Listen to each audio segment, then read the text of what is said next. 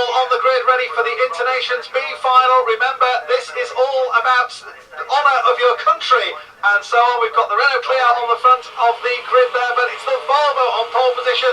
The number 54 occupying that pole position, getting away. Hans-Olof Oppheim really blisters away at the start. Now that's bad news for the England team, because the Rover Metro Des Wheatley squeezed down into third place by the Renault Clio of Mike Sella, who is driving for the Danish team this time, Mike Sellason, in the mid-engine Renault Clio. Now, of course, that is one of those purpose-made racing machines. The engine behind the scenes really is the shape of the future, but Mike Sella really still struggling to get the handling of that car to work. In contrast, that Volvo is handling supremely, and the big challenge now is for Des Wheatley. Can he get alongside and past Mike Sella in the Renault Clio? This could be the opportunity, because this is where the Clio is a real handful. Yeah, we'll watch that as he goes through. Des Wheatley tries to set him up. You're absolutely right, Steve. He runs wide there, does Mike Sella.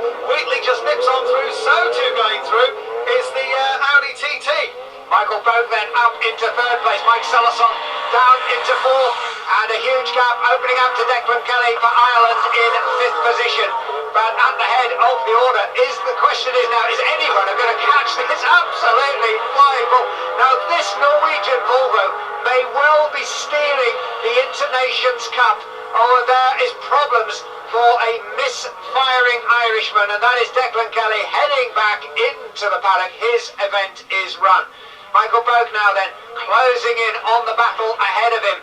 But the big question for me is, can that Rover Metro Des Wheatley catch the Volvo? And Per Jorgensen in that Volvo at the moment may be stealing the Internations Cup away from England, but the English fans are cheering him because they just love the sight of this. Just watch this. Drew Curvo absolutely slings the car in, gets the car sideways, front wheel waving in the air, and again here, two wheels in the air this time round. This is what the crowd have come to see. I'll tell you what, the votes are in for the Norwegian jury, and it's not nil for one. I'm going to tell you that.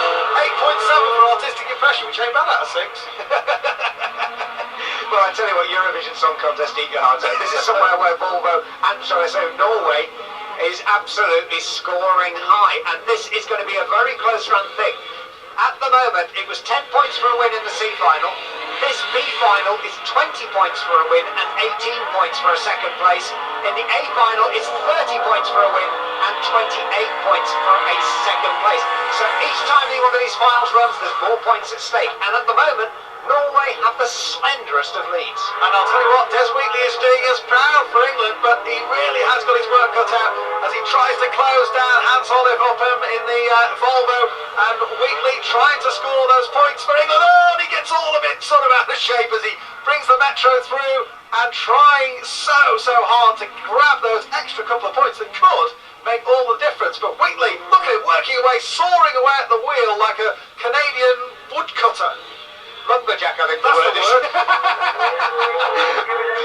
Yeah, well, Des Wheatley, one of the friendliest guys in the paddock, and I've got to say the entire Wheatley family come along in the cage to every race meeting, and there's almost a permanent pot of tea brewing for anybody who happens to be passing in the paddock. He's one of the real stalwarts of the British Rallycross Championship. Great to see him starring on a European scale here, but the man ahead of him at the moment, Hans-Olof Oppheim from Ronsarsberg near Trondheim, the man right away from up in the Arctic. He is just such a spectacular driver, and that car is so quick. Unbelievable stuff, and he's, as you said, Steve, he's put it in such a great position in terms of giving us some entertainment here, but I just wonder if that's costing him, because Des Wheatley has cut that gap down now to 2 car lengths, and it might just be that Wheatley can get on terms here. Well, the checkered flag is about to wave. I think they're going to run out of time here. It's certainly now the sun getting lower in the sky as well. But it's victory and absolute delight for Hans-Olof Oppheim. He worked hard for that, and he deserved that success. And the grandstand is up on its feet, applauding one of the most spectacular drives. Well, there is the victory for Hans-Olof Oppheim. It's 30 points now for Norway, 26 for England. It's all down to the A final.